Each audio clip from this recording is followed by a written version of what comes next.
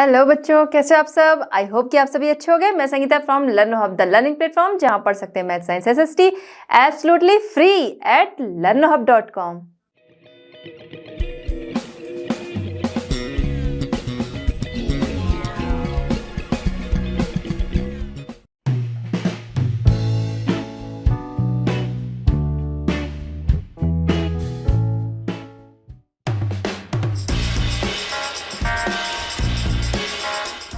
चलिए बच्चों, हमारा आज का चैप्टर स्टार्ट करते हैं। क्वेश्चन नंबर 1 हमारा है, why were people dissatisfied with British rule in the 1870s and 1880s।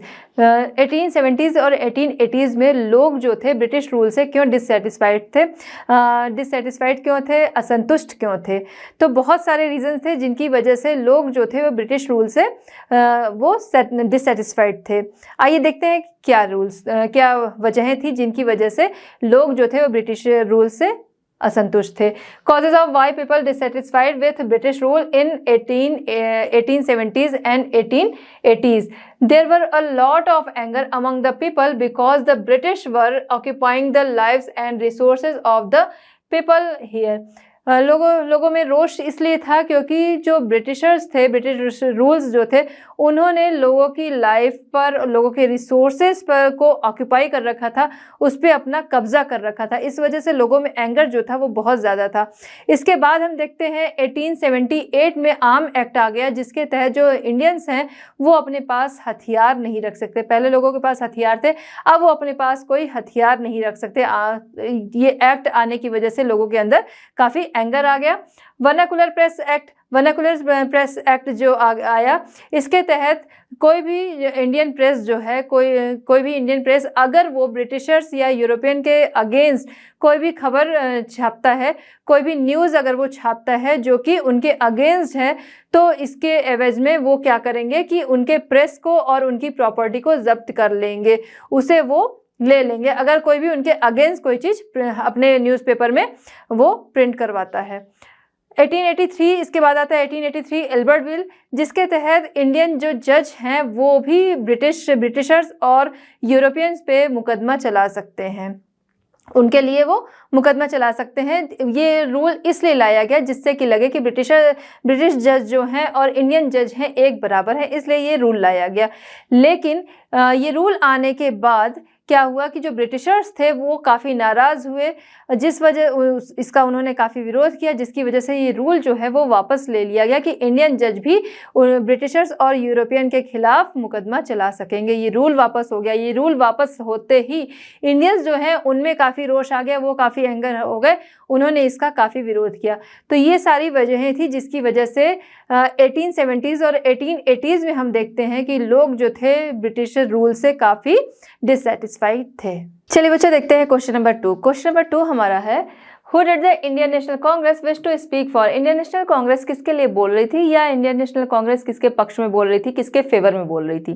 तो इंडियन नेशनल कांग्रेस वो एक वर्ड से जुड़े थे, उनकी एक धारणा थी सार्वजनिक, मीन्स पब्लिकली। जो कुछ भी है वो पब्लिक के लिए, उनके जो एम है वो पब्लिक के लिए, उनकी जो सोच है वो पब्लिक के लिए, उनके जो काम होंगे वो पब्लिक के लिए होंगे। तो इंडियन नेशनल कांग्रेस जो थी वो इसी धारणा से जुड़ी थी कि जो कुछ भी है वो पब्लिक के लिए, उनके जो एम होंगे, उनके जो काम होंगे पब्लिक के लिए होंगे। आइए समझते हैं कि वो किसके पक्ष में बोल रहे थे। The Indian National Congress wish to speak for, he used to describe his goal as the goal of the people of India। उनके जो गोल हैं, उनका मानना था कि उनके जो गोल हैं वो इंडिया के लोगों के गोल हैं। According to him, his goal were not aimed at any particular area, community or class. They were for everyone।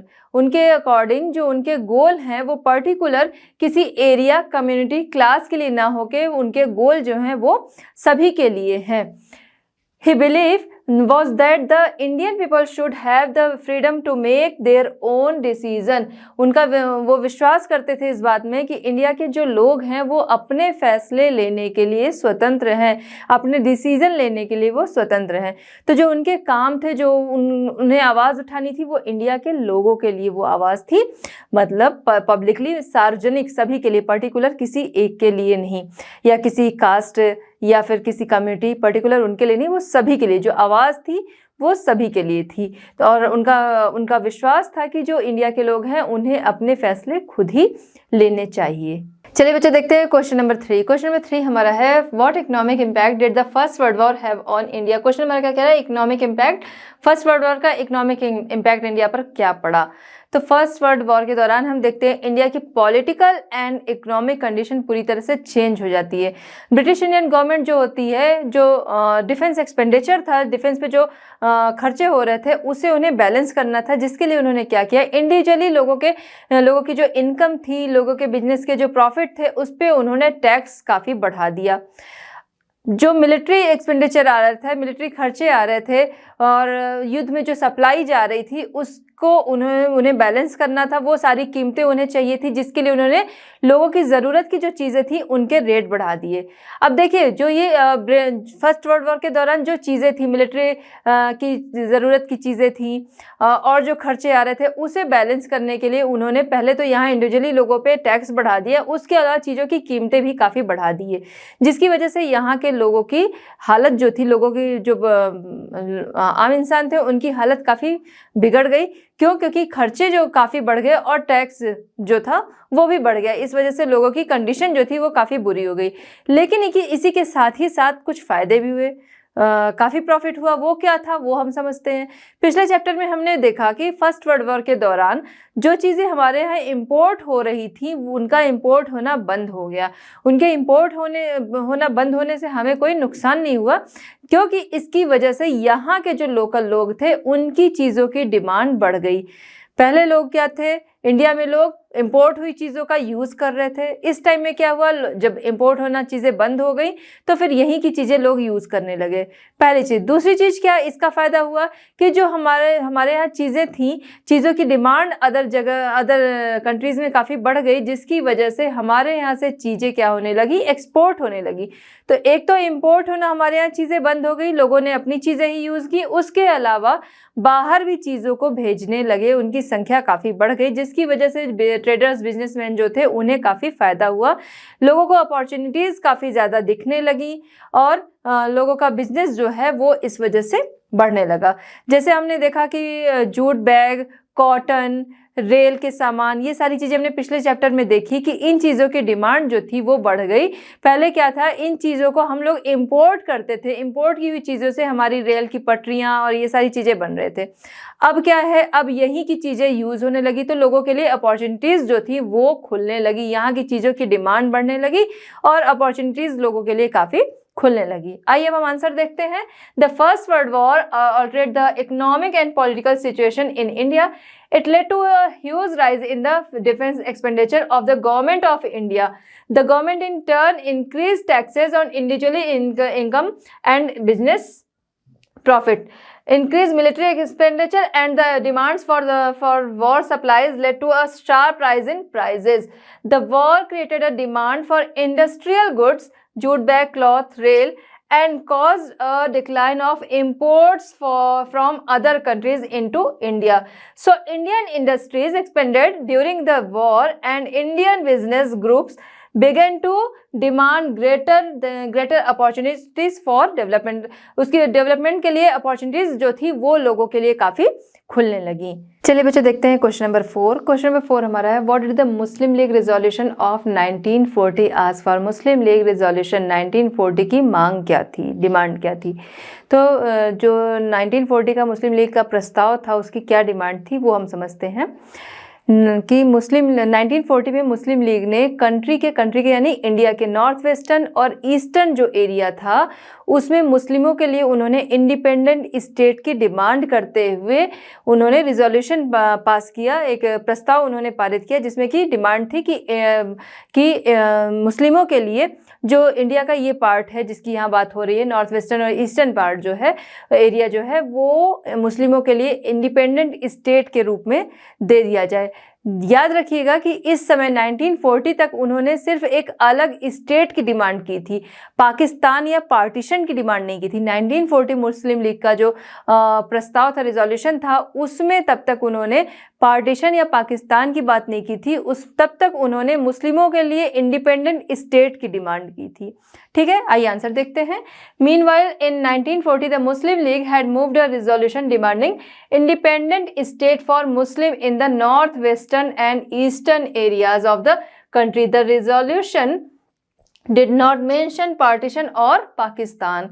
इस रिजोल्यूशन में मेंशन कहीं भी नहीं था पाकिस्तान या पार्टीशन का, तब तक सिर्फ अलग स्टेट की डिमांड उन्होंने की थी. चलिए बच्चों देखते हैं क्वेश्चन नंबर 5. क्वेश्चन नंबर 5 हमारा है, who were the moderates, how did they propose to struggle against British rule. Question हमारा क्या है, मॉडरेट्स कौन थे और ब्रिटिश रूल के अगेंस्ट उन्होंने किस तरह से स्ट्रगल किया. तो मॉडरेट्स कौन थे पहले हम ये समझेंगे. मॉडरेट्स कौन थे, कांग्रेस पार्टी के अर्ली लीडर्स जो थे मॉडरेट्स थे, जो कि पब्लिक और ब्रिटिश रूल के बीच एक कड़ी का काम करते थे कि पब्लिक की जो प्रॉब्लम्स थी वहाँ तक पहुँचाना और उन्हें सॉल्व करवाना. ये उनका पब्लिक की डिमांड, पब्लिक की जो ज़रूरतें थी, पब्लिक की जो मांग थी, वो पब्लिक की जो प्रॉब्लम्स थी वो वहाँ तक पहुँचाना और उन्हें सॉल्व करना, ये इसका काम करते थे. ये इनमें जो कांग्रेस के अर्ली लीडर्स जो थे, जो कि मॉडरेट्स कहे गए, उनमें दादा भाई नौरोजी, फिरोज शाह मेहता, सुरेंद्र नाथ बनर्जी, ये सब लीडर्स थे जो कि मॉडरेट्स थे.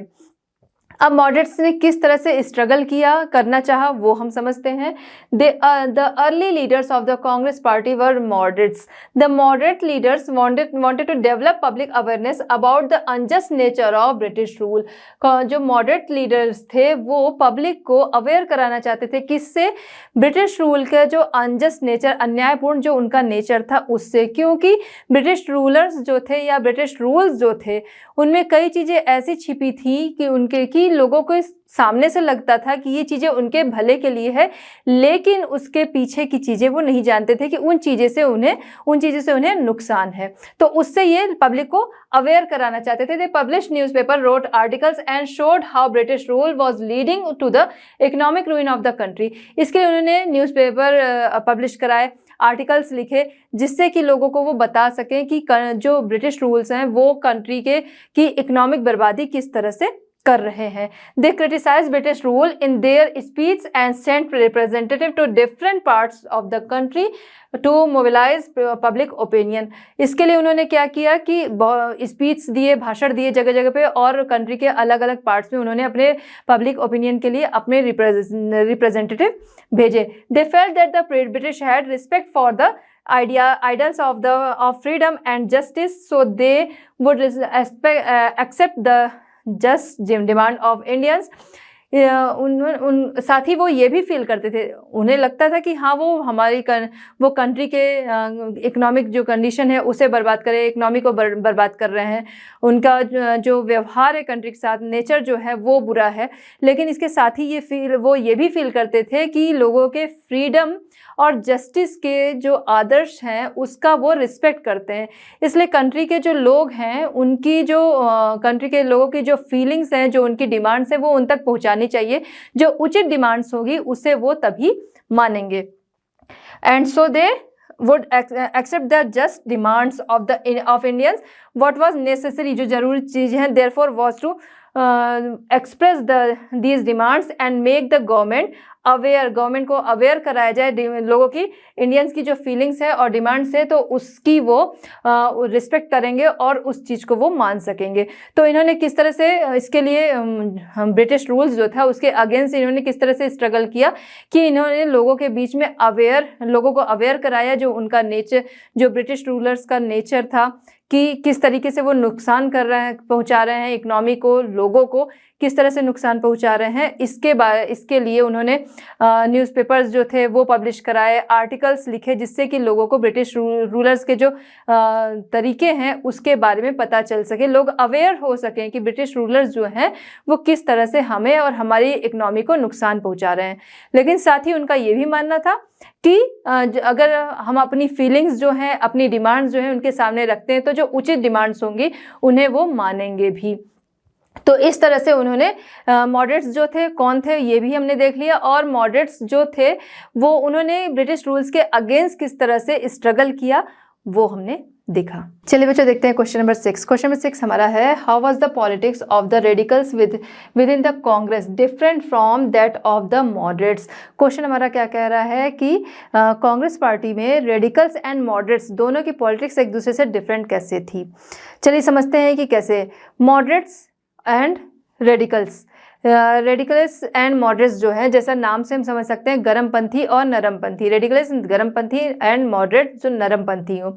नरमपंथी मतलब जो चीज़ों को पीसफुली सुलझाना चाहे, गर्मपंथी चीज़ों में उग्र हो जाने वाला, क्रांतिकारी तरीके से चीज़ों को सुलझाने वाला, वो हो गया गर्मपंथी। अब दोनों की पॉलिटिक्स में डिफरेंट कैसे हैं, आइए समझते हैं। The politics of the radicals with in the Congress different from that of the moderates. The radicals believed in militant and revolutionary method while moderates use peaceful method. जो रेडिकलिस्ट थे वो बिलीव करते थे किसमें, रिवॉल्यूशनरी एंड मिलिटेंट मेथड में, चीज़ें उग्रवादी और क्रांतिकारी मेथड में वो विश्वास करते थे। और वहीं जबकि हम देखें मॉडरेट्स जो थे वो पीसफुली चीज़ों को सुलझाने में विश्वास करते थे, पीसफुली मेथड में वो उनका विश्वास था। The radicalist thought that the British would not accept their demands without any pressure. Radicalist जो थे उनका थॉट क्या था कि उनकी जो डिमांड है उसे ब्रिटिश जो हैं वो बिना किसी प्रेशर के उन्हें नहीं मानेंगे। The moderates thought that the government would demand their justice demand. जो उनका मानना था कि जो जस्टिस डिमांड होगी, जो उचित डिमांड होगी, उसे गवर्नमेंट मानेगी। रेडिकलिस्ट जो थे उनका क्या मानना था कि जो डिमांड होगी वो बिना प्रेशर के नहीं मानी जा सकती। और मॉडरेट्स का क्या मानना था, क्योंकि वो नरमपंथी थे तो उनकी सोच उसी के अकॉर्डिंग थी। उनका मानना था कि गवर्नमेंट जो है उचित मांगों को मानेगी। जैसा कि अभी हमने पहले के भी क्वेश्चन में देखा कि उनकी सोच थी, उनको ये लगता था कि अन्यायपूर्ण तरीके से अन्याय किया जा रहा है इंडियंस के साथ, लेकिन साथ ही उनका ये भी मानना था कि अगर अपनी फीलिंग्स, अपनी डिमांड्स उनको बताई जाएगी, जो उचित डिमांड होगी उसे गवर्नमेंट जो है वो मानेगी। तो यही उनमें अंतर था कि मॉडरेट्स जो थे उनका मानना था कि चीज़ों जो उचित डिमांड्स होंगी उन्हें मान लिया जाएगा, और जबकि रेडिकल्स जो थे उनका मानना था कोई भी डिमांड जो है बिना प्रेशर के नहीं मानी जा सकती। To fight for Swaraj the radicals advocated mass mobilisation and boycott of British institutions and goods. जो स्वराज की डिमांड के लिए जो रेडिकलिस्ट थे उनका क्या मानना था, रेडिकल्स जो थे उन्होंने बायकॉट किया, जो ब्रिटिश गुड्स थे, ब्रिटिश इंस्टीट्यूशंस थे, उनका उन्होंने बायकॉट किया। और उनमें से कई ऐसे थे जिनका की मानना था कि रिवॉल्यूशनरी वायलेंस जो है, ब्रिटिशर्स को उखाड़ फेंकने के लिए रिवॉल्यूशनरी वायलेंस जो है वो ज़रूरी है। Some individuals also began to suggest that revolutionary violence would be necessary to overthrow British rule को उखाड़ फेंकने के लिए रिवॉल्यूशनरी वायलेंस जो है वो ज़रूरी है। कुछ का ये मानना था जो कि रेडिकल्स थे, और मॉडरेट्स जो थे वो अपना काम शांति से करना चाहते थे। उनका मानना था कि अगर हम अपनी बात को गवर्नमेंट तक पहुंचाते हैं तो उसको वो अगर जो उचित बातें होंगी उसको गवर्नमेंट मान सकेगी। चलिए बच्चों देखते हैं क्वेश्चन नंबर 7। क्वेश्चन नंबर 7 हमारा, discuss the various forms that the non cooperation movement took in different parts of India, how did people understand Gandhi ji. Question हमारा क्या कह रहा है कि वेरियस फॉर्म डिस्कस करना है किसका, नॉन कॉपरेशन मूवमेंट जो कि इंडिया में चला, तो इंडिया के डिफरेंट पार्ट्स में वो उसने किस तरह के रूप लिए, इसे डिस्कस करना है। और Gandhi ji, how did people understand Gandhi ji, Gandhi ji को लोग किस तरह से समझते थे। तो गांधी जी जिन्होंने असहयोग आंदोलन जब चलाया, लोगों को लगा कि लोग जो थे ब्रिटिश रूल से बहुत ज़्यादा परेशान थे, तो लोगों को लगा ये असहयोग आंदोलन उन्हीं के लिए चला है। तो जिसकी जो प्रॉब्लम थी, जिसकी जैसी प्रॉब्लम थी, वो अपनी प्रॉब्लम के साथ उस आंदोलन में आ गया। उन्हें लगा कि ये आंदोलन जो है वो उन्हीं की प्रॉब्लम्स के लिए चलाया गया है। अलग अलग इंडिया के अलग अलग पार्ट्स में ये आंदोलन जो है उसने किस तरह के रूप लिए, आइए देखते हैं। In Kheda Gujarat, Patidar peasant organise non violent campaigns against the high land revenue demand of the British.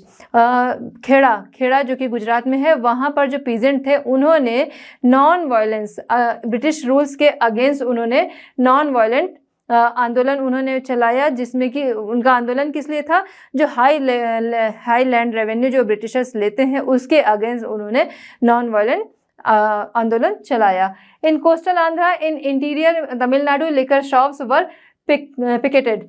Coastal Andhra जो था वहाँ और इंटीरियर तमिलनाडु में जो लिकर शॉप्स थी, लिकर शॉप्स जो थी उसे वहाँ पर उसकी घेरेबंदी कर दी गई। In the Guntur district of Andhra Pradesh, Andhra Pradesh के गुंटूर में tribals and poors peasant stage a number of forest satyagraha. उन्होंने क्या चाहे वहाँ जो गुंटूर के जो ट्राइबल्स थे और जो पीजेंट थे, उन्होंने वहाँ पर क्या किया, उन्होंने वहाँ उन्होंने फॉरेस्ट का सत्याग्रह चलाया, क्योंकि उनके जो फॉरेस्ट रिसोर्सेज पे उनके जो अधिकार थे उसे गवर्नमेंट ने, ब्रिटिश रूलर्स ने उसे बहुत लिमिटेड कर दिया था, इसलिए उन्होंने फॉरेस्ट सत्याग्रह चलाया। और इस दौरान वो उनके जो एनिमल्स थे उनकी ग्रेजिंग भी वो कभी कभी विदाउट पे कर देते थे, क्योंकि वहाँ पर क्या था कि पहले क्या था, ये ट्राइबल्स वगैरह जो हैं वो इन्हीं फॉरेस्ट में ही रहा करते थे, लेकिन ब्रिटिश रूलर्स ने क्या किया, इनके जो अधिकार थे फॉरेस्ट पे वो बहुत ही लिमिटेड कर दिए। अब वहाँ पर वो अपने एनिमल्स भी नहीं ग्रेजिंग नहीं करा सकते थे उनकी, और उसके लिए उन्हें पे करना पड़ता था। तो जब ये आंदोलन उन्होंने शुरू किया तो विदाउट पे वो कभी कभी अपने एनिमल्स की ग्रेजिंग भी करा दिया करते थे। तो जो जिस तरीके से परेशान था, उन्होंने इस असहयोग आंदोलन को अपने उसी तरीके से लिया, नॉन कॉपरेशन आंदोलन को वो उन्होंने अपनी प्रॉब्लम्स के अकॉर्डिंग लिया। Instant now in Pakistan Muslim traders and peasants were very enthusiastic about the खिलाफत कॉल। सिंध जो कि पाकिस्तान में है, वहाँ पे मुस्लिम ट्रेडर्स और पीजेंट्स जो थे वो खिलाफत कॉल पे वो बहुत खुश हुए। आगे हम देखते हैं, in Punjab the Akali agitation of the six sought to remove corrupt mahants supported by the British from their gurudwaras। Akali Punjab में अकाली जो सिखों में अकाली जो थे, अच्छा अकाली असहयोग जो चलाया गया, अकाली आंदोलन जो चलाया गया, उसमें क्या था, जो महंत थे जो कि ज़बरदस्ती उनके गुरुद्वारे में आ गए थे, तो ब्रिटिशर्स के सहयोग से उन्हें हटाने के लिए आंदोलन चलाया गया। समटाइम्स पीपल्स थॉट, जो जिससे परेशान था, जैसे जो ब्रिटिशर्स से परेशान है वो उनसे। अब यहाँ पे अकाली जो सिखों में अकाली थे, उन्होंने आंदोलन जो चलाया, उन्होंने किस लिए चलाया, उन्होंने ब्रिटिशर्स के सहयोग से जो महंत उनके गुरुद्वारे में बैठे हुए थे उन्हें हटाने के लिए उन्होंने आंदोलन चलाया। तो ये एक ऐसा समय था जिस समय हर कोई अपनी अपनी प्रॉब्लम के हिसाब से उन्होंने शुरू कर दिया मूवमेंट। समटाइम्स ये हमने देख लिया कि डिफरेंट पार्ट्स में किस तरह से ये आंदोलन जो है वो उसने कैसा रूप लिया। अब गांधी जी के बारे में लोग क्या समझते थे वो हम देखते हैं। Sometimes people thought of Gandhi ji as a kind of messiah as someone who could help them overcome their misery and poverty। Gandhi ji को लोग एक मसीहा की तरह देखते थे। उनको लगता था कि उनके जो दुख हैं, उनकी गरीबी हैं, वो दूर करने के लिए ये आए हैं। उनकी सारी प्रॉब्लम्स जो हैं वो गांधी जी के द्वारा सॉल्व हो जाएंगी, गांधी जी उनकी प्रॉब्लम्स को सॉल्व कर देंगे। तो गांधी जी क्या थे, लोगों के लिए एक तरह से गॉड की तरह थे, मसीहा थे, भगवान की तरह थे।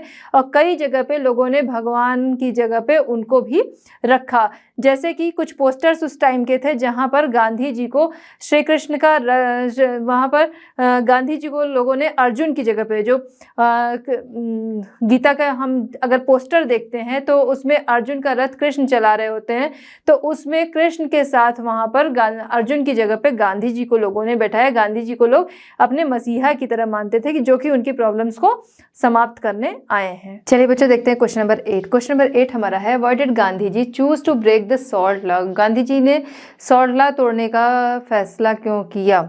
तो गांधी जी ने सॉल्ट लॉ 1930 में उन्होंने अनाउंस किया, सॉल्ट लॉ तोड़ने का, नमक कानून तोड़ने का फैसला उन्होंने किया, उसका अनाउंसमेंट किया 1930 में। सॉल्ट एक ऐसी चीज़ थी जिस पर गवर्नमेंट का अधिकार था, उसके प्रोडक्शन और उसकी सेल दोनों पर गवर्नमेंट का अधिकार था, और गवर्नमेंट ने उस पर टैक्स लगा रखा था। गांधी जी और कुछ नेशनलिस्ट का मानना था कि सॉल्ट पर टैक्स लगाना सिंफुल है, पाप है, क्योंकि ये हमारे डेली फूड का एसेंशियल आइटम है, हमारे डेली फूड का एक बहुत ही ज़रूरी हिस्सा है, इस पर टैक्स लगाना गलत है। इसीलिए गांधी जी और उनके कुछ फॉलोअर्स जो थे वो 240 माइल्स की यात्रा साबरमती से दांडी तक उन्होंने ये पैदल यात्रा की, और वहाँ जाकर दांडी के तट पर वहाँ जाकर उन्होंने बिखरा हुआ नमक उठाकर नमक कानून तोड़ा। आइए देखते हैं answer. In 1930, Gandhiji announced that he would break the salt law because, according to this law, the state had a monopoly on the manufacture and sale of salt. Mahatma Gandhi, along with other nationalists, reasoned that it was sinful to tax salt since it is such an essential item of our food. Gandhiji and his followers marched for over 240 miles from Sabarmati to the coastal town of Dandi, where they broke the government law by gathering natural salt found on the seashore and boiling sea water to produce salt. वहाँ से उन्होंने बिखरा हुआ नमक उठाया और इस तरह से उन्होंने नमक कानून जो है वो तोड़ा। तो नमक कानून तोड़ने का फैसला उन्होंने क्यों किया? क्योंकि उनका मानना था कि ये हमारे फूड का एसेंशियल आइटम है, इस पर टैक्स लगाना गलत है, इसलिए उन्होंने नमक कानून तोड़ा। चलिए बच्चों देखते हैं क्वेश्चन नंबर 9। क्वेश्चन नंबर 9 हमारा है, discuss those developments of the 1937 to 1947 period that led to the creation of Pakistan. Discuss करना है उन डेवलपमेंट्स का, उन कंडीशन, उन सिचुएशंस का जो कि 1937 टू 1947 हुई, जिनकी वजह से पाकिस्तान जो है नया नेशन पाकिस्तान का जन्म हुआ, क्रिएशन ऑफ पाकिस्तान हुआ। चलिए आइए देखते हैं। 1937 एंड 1947 की हमें बात करनी है, लेकिन इसकी शुरुआत हम देखते हैं 1930s में। हम देखते हैं कि उस टाइम में मुस्लिम लीग जो है उन्हें लगने लगा था कि मुस्लिम एंड हिंदू जो हैं वो अलग अलग नेशन हैं। उनकी ये मांग आगे कैसे बढ़ती वो हम समझते हैं 1937। वहाँ पे उनके मन में पहले से चीज़ें थी। 1937 में क्या होता है, प्रोविंसेस इलेक्शन होते हैं, जिसमें कि इनकी डिमांड थी कि कांग्रेस उनके साथ मिलकर सरकार बनाए, लेकिन कांग्रेस ने उनकी इस डिमांड को रिजेक्ट कर दिया और इससे वो नाराज़ हुए और उन्होंने 1940 में जो कंट्री का नॉर्थ वेस्टर्न और ईस्टर्न पार्ट था उसमें उन्होंने एक रिजोल्यूशन में उन्होंने डिमांड की, उसे इंडिपेंडेंट स्टेट के रूप में डिमांड की। उन्होंने बोला कि ये मुस्लिम्स के लिए ये स्टेट जो है वो स्वतंत्र राज्य के रूप में उन्हें दे दिए जाए। ध्यान दीजिएगा, राष्ट्र नहीं राज्य की बात यहाँ पे हो रही है, स्टेट की बात हो रही है। उन्होंने तब तक उन्होंने डिफरेंट नेशन की बात नहीं की थी, तब तक उन्होंने डिफरेंट स्टेट की बात की थी, अलग राष्ट्र की बात उन्होंने तब तक नहीं की थी, पाकिस्तान की बात तब तक नहीं हुई थी। तो उन्होंने ये एरिया मांगा। इसके बाद हम देखते हैं कि वर्ल्ड वॉर स्टार्ट हो जाता है, सेकेंड वर्ल्ड वॉर, और वर्ल्ड वॉर के ख़त्म होने के बाद 1946 में दोबारा से प्रोविंसेस इलेक्शन होते हैं, जिसमें कि इनकी रिजर्व सीट थी जहां पर इन्हें काफ़ी कामयाबी मिली। और कांग्रेस को तो कामयाबी मिली, बट इनको जो इनकी कामयाबी जो थी उससे इन्हें और ज़्यादा लगने लगा कि इनकी जो डिमांड है अलग नेशन की वो आगे होनी चाहिए। उनकी ये डिमांड थी, जिसकी वजह से जो ब्रिटिश गवर्नमेंट थी उस समय की, उन्होंने एक कैबिनेट जो थी वो कैबिनेट इनके लिए बिठाई, जो कि इन दोनों को समझाया, कांग्रेस और मुस्लिम लीग दोनों को उन्होंने समझाया कि कुछ ढील के साथ जो मुस्लिम्स हैं वो आगे शासन कर सकें, वो अपने स्टेट्स जो हैं वो वहाँ रह सकें। और इन्हें भी समझाया, मुस्लिम लीग को भी समझाया कि आप थोड़ा समझदारी के साथ रहिए। दोनों को उन्होंने समझाया, बट फेल्योर था ये कैबिनेट का, जिसकी वजह से इन्हें जो मुस्लिम लीग थे इन्हें, और उस फेल्योर के बाद इन्हें और ज़्यादा लगने लगा कि उनकी जो डिमांड है उसे इन्होंने और ज़्यादा, वो डिमांड जो थी और तेज हो गई, उनकी डिमांड अलग नेशन पाकिस्तान की, वहाँ से डिमांड उनकी जो थी वो और तेज हो गई। इसके बाद हम देखते हैं कि 16 अगस्त 1946 को इन्होंने डायरेक्ट एक्शन डे के रूप में मनाने के लिए लोगों को बुलाया कि डायरेक्ट एक्शन डे के रूप में मनाएंगे। और उसी दिन क्या हुआ कि कलकत्ता में दंगे जो थे, जो इन्होंने शुरू किए थे, वो कलकत्ता में काफ़ी ज़्यादा बढ़ गए थे, और जो कि 16 अगस्त 1946 में स्टार्ट हुए थे। ये दंगे काफ़ी ज़्यादा थे, जिसकी वजह से लोगों का बहुत नुकसान हुआ, बहुत जाने गई। और 1947 में हम देखते हैं, मार्च 1947 में ये जो वायलेंस थे ये नदर्न इंडिया के काफ़ी इलाकों में ये बढ़ गए थे। और इसके बाद हम देखते हैं कि यहाँ से रातों रात लोगों की लाइफ जो थी वो चेंज हो गई। लोग एक जगह छोड़ के, अपनी जगह छोड़ के, अपने घर छोड़ के उन्हें दूसरी जगह पर जाना पड़ा, और एक नई अनजान जगह पे, और और उसमें वायलेंस जो था वो काफ़ी ज़्यादा हो गया। और इसके बाद हम देखते हैं नए नेशन पाकिस्तान का यहाँ से जन्म होता है। आइए समझते हैं। The Congress rejection of the League's desire to form a joint Congress League. Congress ने रिजेक्ट कर दिया लीग की जो डिमांड थी ज्वाइंट सरकार बनाने की. Congress in the United Provinces in 1937 also annulled the league. Meanwhile, in 1940, the Muslim League had moved a resolution demanding independent state. 1940 में मुस्लिम लीग ने डिमांड की थी, रिजोल्यूशन जो था उसमें डिमांड की थी उन्होंने मुस्लिम के लिए north western and eastern areas जो कंट्री का इंडिपेंडेंट स्टेट के रूप में. इन 1946 general constituencies the league success in the seats reserved for Muslims was spectacular. It persisted with its demand for Pakistan. यहाँ से इनकी डिमांड जो थी वो काफ़ी बढ़ गई थी. After the failure of the cabinet जो इन्हें समझाने आया था उसके फेल्योर के बाद cabinet mission, the Muslim League decided on mass agitation for winning its Pakistan. Pakistan की जो इनकी डिमांड थी वो काफ़ी बढ़ गई और उसके लिए उन्होंने एजिटेशन जो था, विद्रोह जो था वो कर दिया.